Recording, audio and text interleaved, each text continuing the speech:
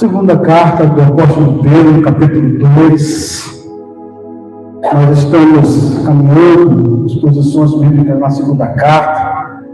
Nós temos as 2 primeiras semanas, já trouxe para os irmãos no capítulo 2 até o verso 16. Nós vamos ler hoje, meditar a partir do verso 16 até o verso número 22. Então, abra sua Bíblia, acesse o aplicativo e vamos nesse tempo meditar nessa palavra. Acompanhe comigo a leitura. Diz assim a palavra do Senhor, Pedro falando dos falsos mestres. Tá? Pedro está falando, tratando aqui nesse capítulo sobre os falsos mestres. Eles são como fontes secas, ou neblina levada pelo vento, e estão condenados às mais escuras trevas. Com palavras vazias, proclamam sua grandeza imaginária e apelam para desejos carnais distorcidos, a fim de atrair de volta ao pecado aqueles que mal escaparam de uma vida enganosa. Prometem liberdade, mas eles próprios são escravos da corrupção, pois cada um é escravo daquilo que o controla. E quando alguém escapa da maldade do mundo, ao conhecer nosso Senhor e Salvador Jesus Cristo, mas depois se deixa emaranhar e se escraviza novamente pelo pecado, está pior do que antes. Teria sido melhor nunca haver conhecido o caminho da justiça do que, conhecendo-o, rejeitar a ordem recebida para viver de modo santo.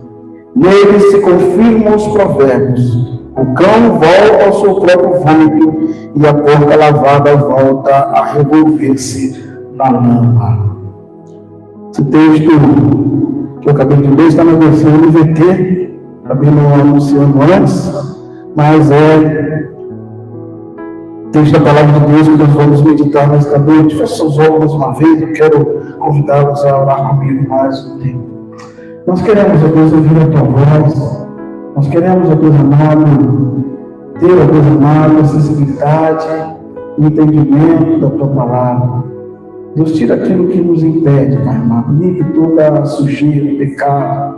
Ó Deus, nos esvazia, Deus amado, de toda arrogância, prepotência, orgulho, altivez, nos enche de humildade e de dependência do Senhor, para que, ó Deus amado, ao sermos ministrados nessa noite, possamos compreender, ó Deus amado, o que o Senhor tem a nos dizer, agasalhar o nosso coração e colocar em prática para a glória do teu nome. Nós oramos em nome de Jesus. Amém e amém, Senhor. Irmãos queridos, amados do Senhor, quero pensar nessa noite sobre o tema falsa liberdade. Porque pensar nesse tema, falsa liberdade, nós vamos parar para entender um pouco, porque tratar de liberdade no nosso tempo é algo que está muito em voga, muito em moda, né? Nós nos lembramos, por exemplo, que muitas pessoas hoje estão fora do contexto eclesiástico, do contexto religioso, que um dia estiveram nesse contexto, que saíram por vontade própria, por abandonarem, virar as costas. O que eles mais dizem é essa frase: agora sim eu estou livre, agora sim eu estou liberto. Lá na igreja, lá no meio dos líderes, eu vivi aquele dogma, aquelas regras, aquelas coisas que sufocavam a gente, que nos impediam de ser quem nós éramos, que nos impediam de fazer o que nós queríamos. E essas pessoas vão sendo levadas e seduzidas e acreditam verdadeiramente que longe do Senhor, que longe da palavra de Deus, eles são livres. Abandonam a fé e acham que estão vivendo uma liberdade, mas na verdade o que eles estão vivendo é uma falsa liberdade. Nós vamos entender, irmãos, no contexto da palavra de Deus, que liberdade, a liberdade bíblica, é estar em Cristo. Liberdade, a liberdade bíblica é aquela que nós somos capacitados e nós somos libertos para vencer o pecado. Nós somos libertos do pecado. Não é mais para estar no pecado, mas estar livre do pecado. livre da inclinação da carne, livre daquilo que o pecado nos condena, que é a morte, a separação eterna. Viver a liberdade é viver a vontade de Deus. Estar verdadeiramente livre é estar no centro da vontade de Deus, cumprindo aquilo que Deus deseja para o nosso coração, obedecendo os seus mandamentos e as suas ordens. Olha comigo o verso 21, quando Pedro diz assim: eu tendo sido melhor nunca haver conhecido o caminho da justiça, do que conhecendo-o, rejeitar a ordem recebida para viver de modo santo. Então há uma resistência a esse estilo de vida que o Senhor nos convida, nos ordena a viver. Por isso, Pedro, nesta carta, nesses versos, vai elencar 3 motivos que atestam que a liberdade oferecida por esses falsos profetas é falsa. E eu quero começar com os irmãos tratando dos versos 17 e 18. Porque Pedro vai dizer, primeiramente, que a liberdade oferecida por esses falsos profetas, ela é falsa porque ela é baseada em promessas falsas. Então, olha comigo o versículo de número 17. Pedro vai dizer que eles são como fontes secas, ou a neblina levada pelo vento, e estão condenados às mais escuras trevas. Pedro então usa 3 figuras para ilustrar quem são esses mestres e o que eles ensinam. Primeiro, ele vai dizer que eles são como fontes secas. Uma fonte normalmente oferece água. Uma fonte normalmente oferece vida, renovo. Uma pessoa que está no deserto, uma pessoa que está sem água, quando encontra uma fonte, quando encontra um poço, ela se sente aliviada. E a expectativa é chegar naquela fonte, naquele poço, naquela cisterna, encontrar água para saciar a sua sede. E o que acontece quando essa pessoa chega nessa cisterna, nesse poço, nessa fonte, e não encontra água, não encontra aquilo que ele esperava saciar a sua sede? Ela fica frustrada. Então Pedro está dizendo, irmãos, que esses falsos mestres prometem sabedoria, prometem liberdade espiritual, mas não tem nada verdadeiro ou útil para ensinar ou para dar. E talvez aquilo que eles deem seja aquela a mesma água que a mulher samaritana queria beber no poço. Aquela mulher chega diante de Jesus, e perto de Jesus, e pega a água, e Jesus fala: essa água que você vai beber, você vai ter sede, mas eu tenho uma água, eu sou uma água que jorra para a vida eterna, quem dela beber nunca mais terá sede. Então Pedro está dizendo que esses homens oferecem uma saciedade que não acontece, uma saciedade, uma fonte que não purifica e não preenche. Ele continua dizendo, usando uma outra figura, e está dizendo que eles são como neblinas levadas pelo vento.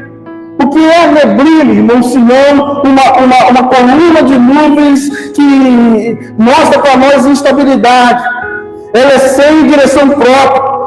Ela é facilmente carregada pelo vento. Os irmãos veem que geralmente as neblinas acontece, de repente vem o vento, vem o tempo e elas espalham. Pedro está dizendo para nós que os falsos mestres são apresentados como instáveis.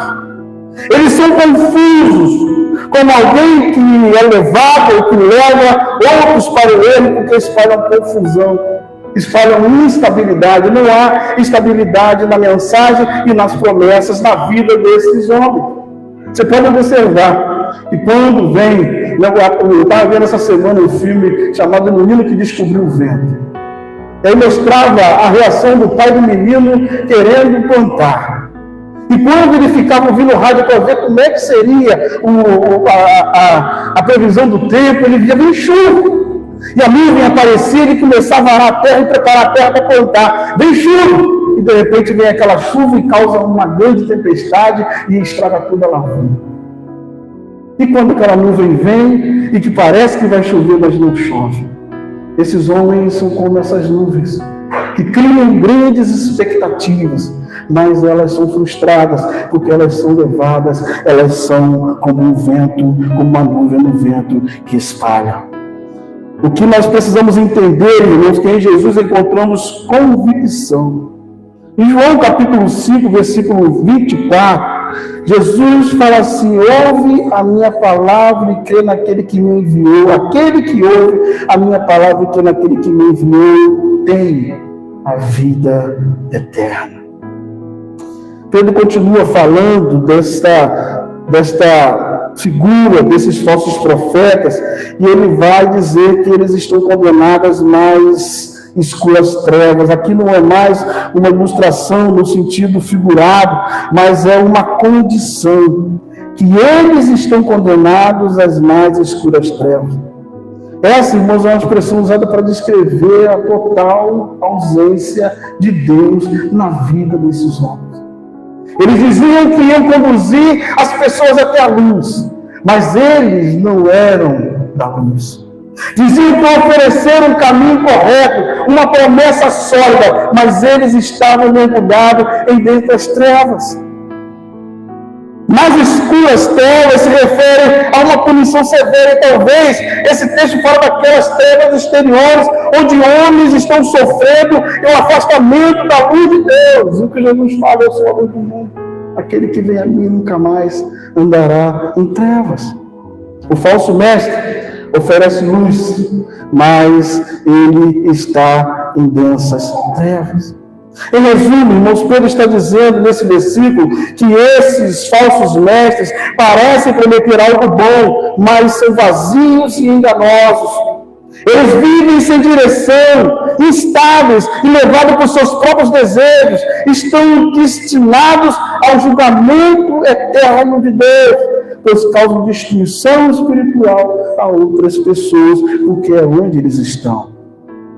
Chama atenção o fato de que Pedro está dizendo que esses homens, eles são, a característica deles é essa. E é interessante pensar que nós observamos o nosso contexto e sabemos que esses homens também estão à nossa volta. E a pergunta é: como é que esses homens, com essas mensagens vazias, com essas promessas infundadas, conseguem ter tanto sucesso?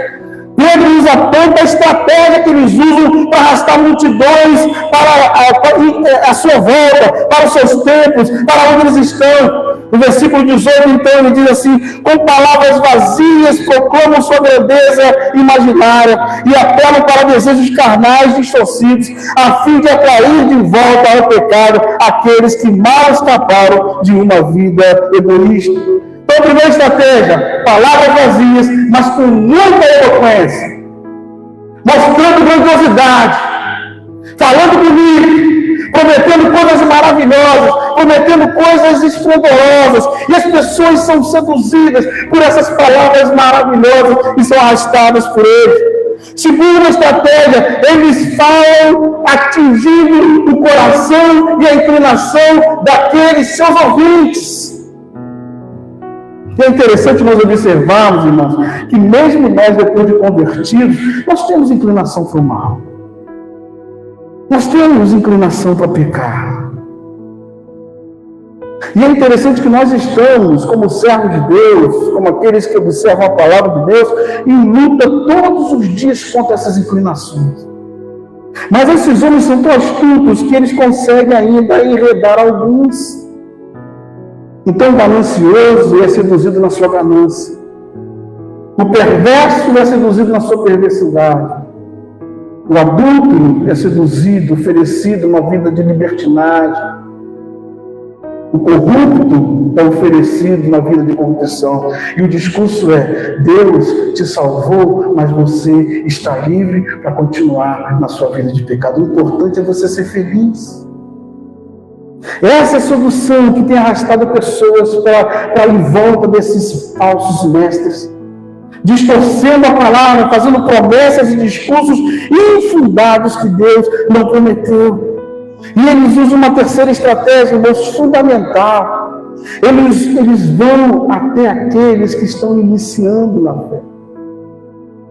Sabe aquela pessoa que foi na igreja, ou que você conversou com ela, e ela teve a primeira experiência, começou a entender a razão do Evangelho e quer saber mais?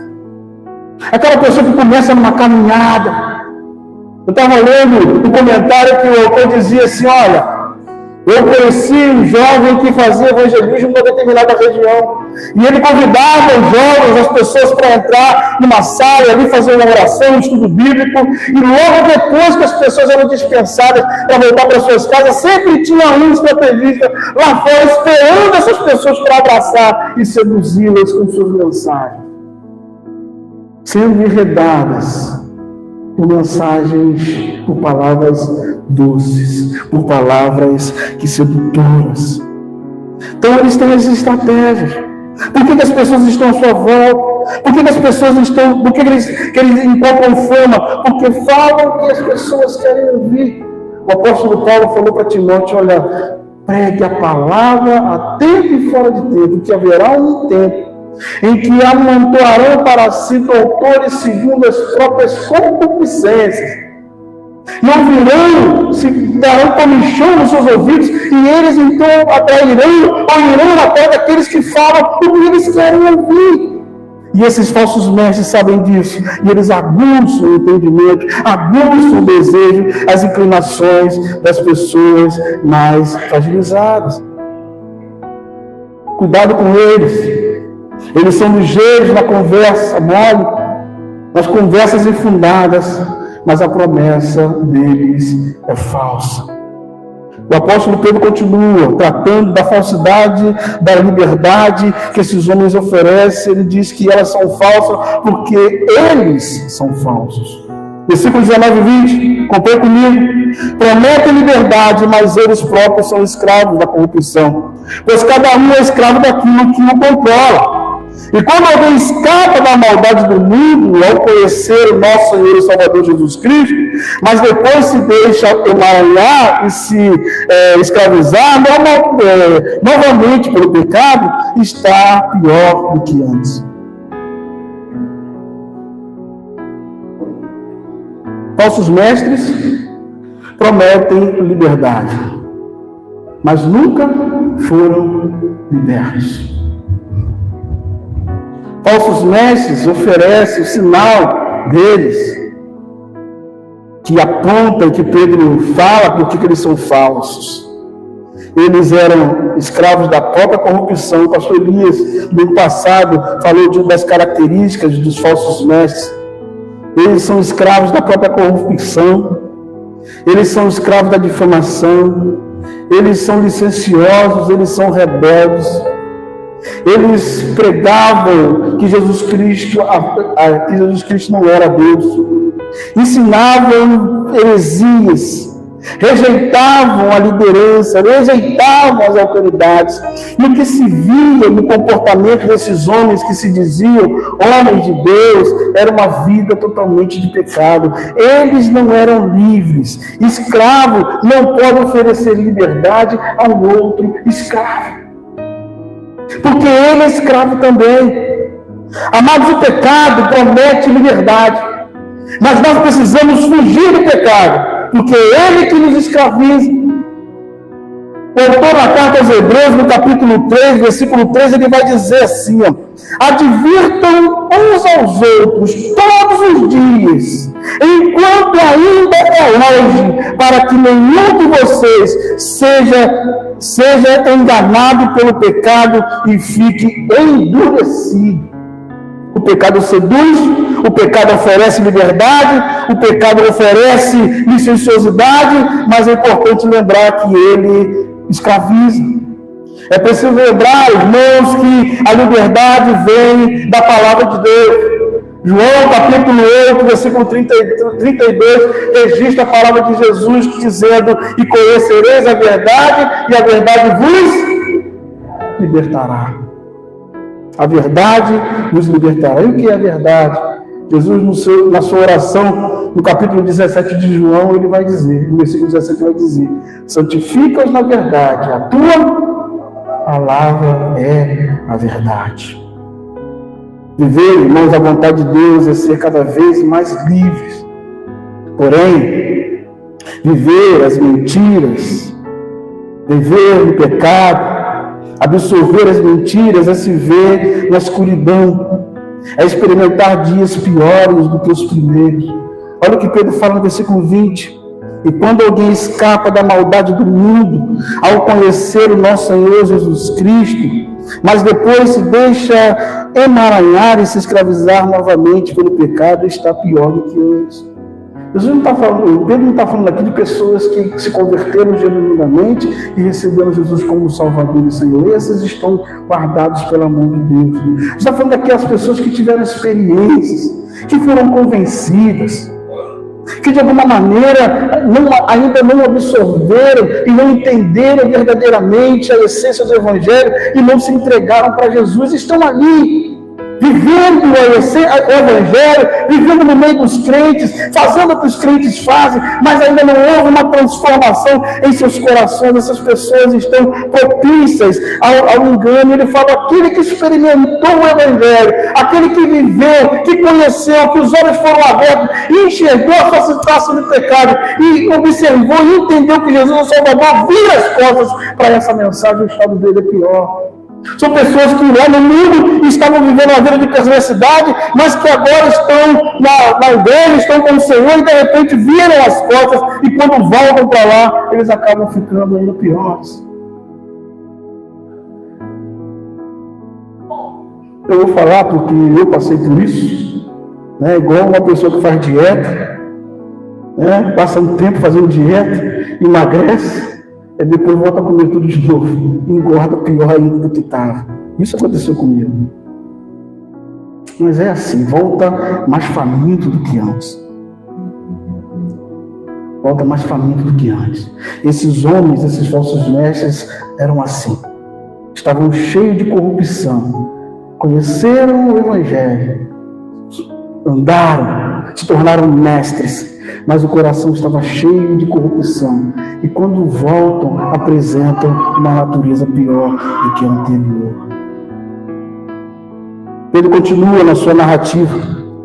E falando da falsidade da liberdade que os homens oferecem, ele vai dizer que essa liberdade é falsa porque ela é envolvida, ela é pregada, ela envolve uma experiência também falsa.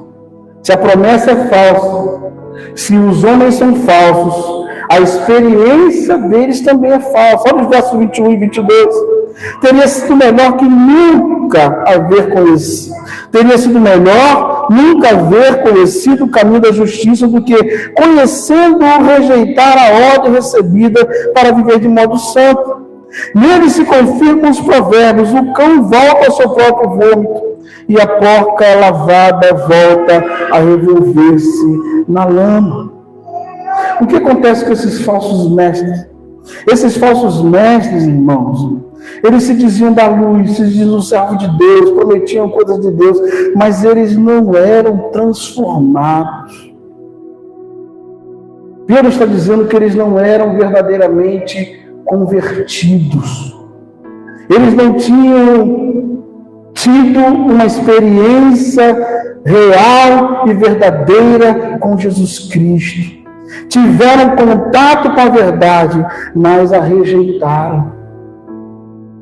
A ilustração do cão e da porca mostra a realidade da natureza desses homens. O que um cão, na sua natureza, faz? Ele está sempre buscando porcaria para comer. E de vez em quando você vê um cão na rua lambendo o próprio vômito. E ele fala dessa natureza e usa essa figura para mostrar a podridão desses homens, da natureza desses homens. Eu tinha um amigo que ele tinha um cachorro e ele dava ração para o cachorro. Limpava o cachorro, lavava o cachorro, e ele tinha um medo tremendo do cachorro ganhar a rua. Porque ele sabia que quando o cachorro ganhasse a rua, ele ia lá no meio da carniça. Ele achava um lugar que tinha carne podre. Ele achava um lugar que tinha podridão. Esse bicho voltava fedendo. Voltava no pior estado que antes. A natureza do cão é essa. Essa é a natureza do cão. Pega uma porquinha, dá um banhozinho nela, bota um lacinho rosa nela. E logo depois a natureza dela vai impulsioná-la de volta para a lama. Assim são esses homens, a natureza deles. O que Pedro está dizendo? Que nesses homens não houve transformação. Nesses homens não houve regeneração.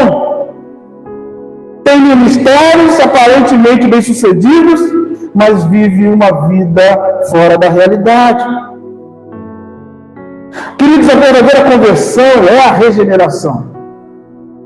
Paulo fala na segunda carta aos Coríntios, no capítulo 5, versículo 17, um texto que você bem conhece, eu vou convidar você a recitar comigo. Aquele que está em Cristo, as coisas velhas, eis que tudo se fez novo. Houve uma regeneração, uma mudança de dentro para fora. E mais importante ainda, que essa regeneração é gerada pelo Espírito Santo de Deus. Judas, versículo 19, o texto vai dizer assim, Judas falando dos falsos mestres, ele vai dizer assim, eles provocam divisões entre vocês e seguem seus instintos naturais, pois não têm neles o Espírito. Homens que não receberam Jesus como Senhor e Salvador. Quem tem estudado comigo os dons do Espírito vai se lembrar que a palavra de Deus diz que nós recebemos o Espírito Santo de Deus no ato da nossa conversão. E se não há Espírito é porque não há conversão. Não há, e Judas está dizendo que neles não tem o Espírito. É preciso, querido, ser gerado de dentro para fora, gerado pelo Espírito, para ser uma nova criatura, coisa que aqueles falsos mestres não haviam experimentado. Por isso as mensagens e a liberdade prometida era falsa, pois neles não havia regeneração. É preciso ter regeneração. Jesus vai dizer, aquele que não nascer da água e do Espírito não herdará o reino dos céus. É preciso ter regeneração, mudar de vida, ter uma mudança de caráter. E isso é só pelo Espírito Santo de Deus. É um milagre de Deus, é uma ação divina. E esse Espírito então em nós transforma o nosso ser, muda o nosso caráter, muda o nosso caráter, é o caráter de Cristo Jesus. Então é preciso ser regenerado, amém? Diante desses apontamentos do apóstolo Pedro, para apontar e falar para nós dos falsos mestres, ele está falando desses homens de mau caráter, de caráter verdadeiramente longe do Senhor. Ele vai trazer, eu quero trazer algumas aplicações e conselhos para o nosso coração nesta noite. O primeiro é cuidado com os apostatas. Cuidado com aqueles que viram as costas para a sã doutrina e para o Senhor. Fuja deles. A palavra de Pedro nessa noite trata desses homens, desses mestres. Não está falando da igreja, mas está falando de homens e talvez mulheres que se levantaram para ensinar heresias, para disseminar licenciosidade e corrupção no meio da igreja e fazer com que as pessoas desviassem o olhar da divindade de Cristo Jesus. Eles são persuasivos, palavras bonitas, mensagens maravilhosas que aguçam, que mexem com o nosso coração, de promessas infundadas,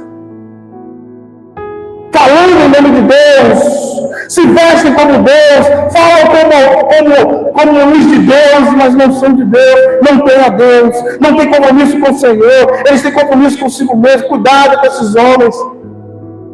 Eles têm ministérios aparentemente bem-sucedidos. Digo aparentemente porque o que nós vemos são ilusão de ótica. Porque o diabo se apresenta como anjo de luz. Então vamos ver multidões sendo arrastadas por esses discursos, por essas doutrinas, por essas promessas. Mas não se seduzam onde tem muita gente. Busque saber se aquela palavra é a palavra da verdade. Busque saber o caráter desse homem. Quem é esse homem? Como ele vive verdadeiramente? O que ele tem pregado, o que ele tem ensinado para a igreja? Cristo, sim, queridos, é a verdade. João capítulo 14, versículo 6, Jesus vai dizer, eu sou o caminho, a verdade e a vida. Diz que ninguém vem ao Pai se não for por mim. Jesus conduz a luz.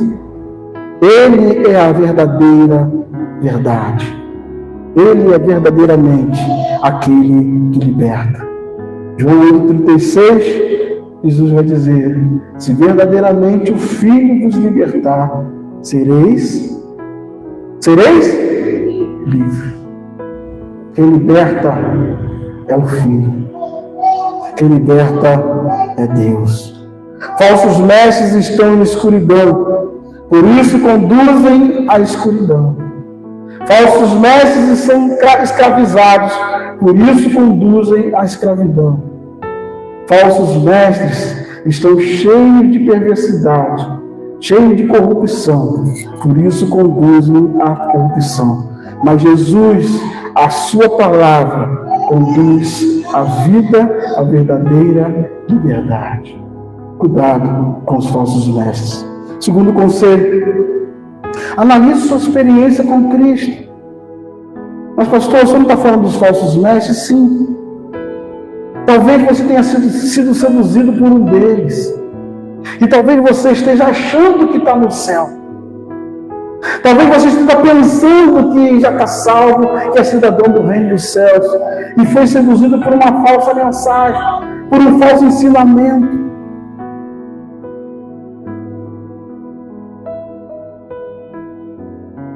Pedro diz no capítulo 1, se você está com a sua Bíblia aberta aí, o seu aplicativo, volta no capítulo 1 da segunda carta. Os versos 9 e 10 dizem assim: mas aqueles que não se desenvolvem desse modo são praticantes cegos, vendo apenas o que está perto, e se esquecem que foram purificados dos seus antigos pecados. Por isso, irmão, vamos no conselho, trabalhem ainda mais arduamente para mostrar que, de fato, estão entre os que foram chamados e escolhidos. Façam essas coisas e jamais tropeçarão. Conselho de Pedro, irmãos, é que nós devemos confirmar a nossa vocação, a nossa eleição, a nossa regeneração. Que mensagem você tem ouvido? Que mensagem? Às vezes nós achamos que estar na igreja já está salvo. As pessoas chegam na igreja e falam: eu quero ficar aqui. Ah, fulano se converteu. E fica aqui, se relacionando com a igreja. Mas será que alguém sentou e falou assim: você já conhece Jesus? Você sabe quem é Jesus? Você sabe o que é ser salvo? A pessoa às vezes não sabe nem o que é ser salvo. Está no nosso meio porque nós falamos que ele se converteu. Irmãos, igreja não converte. Igreja não salva. Igreja é instrumento de Deus. Instrumento maravilhoso, poderoso e importantíssimo, fundamental na vida das pessoas. Mas quem salva é Jesus Cristo. As pessoas precisam ouvir que elas são pecadoras e que o pecado leva para o inferno. Que a Bíblia diz que o salário do pecado é a morte. Estamos dificultando, às vezes, as pessoas de entrarem no céu porque nós temos medo de falar do pecado. Que é o que os falsos mestres fazem. Evitam falar do pecado. Porque ninguém quer ouvir falar do pecado. Evitam falar de renúncia porque não querem ouvir falar de renúncia. Nós não somos falsos mestres. Nós somos servos do Senhor. Nós estamos alinhados com a palavra de Deus e precisamos pregar para esse mundo, para todos que entram, que se relacionam, ou com aqui agora na rua, que eles são pecadores e que o pecado leva para o inferno. É assim que se diz. Que se não se arrependerem, irão para a perdição eterna, porque quem salva é Jesus. Sem confissão de pecados não há remissão, irmão. Sem confissão de pecados não há perdão de pecados. Cristo derramou o sangue na cruz do Calvário, e as pessoas precisam entender isso. Nós somos proclamadores da verdade, porque nós somos fundamentados na verdade. não fazemos maquiagem na palavra de Deus, não distorcemos a palavra de Deus, nós pregamos a palavra de Deus e as pessoas precisam ouvir a palavra de Deus, porque quando ouvirem a palavra de Deus vão entender que não podem viver uma vida licenciosa. Vem para a igreja, se relacionam com a igreja, mas continuam na lama. Vem para a igreja, se relacionam com a igreja, mas continuam voltando ao vômito todo dia. Será que ela ouviu? Será que essa pessoa ouviu que é pecado e que isso leva para o inferno, que é preciso haver regeneração, e a regeneração é pelo Espírito Santo de Deus, e o Espírito Santo de Deus só vai entrar nela se ela se arrepender e confessar Jesus como Salvador e Senhor da sua vida?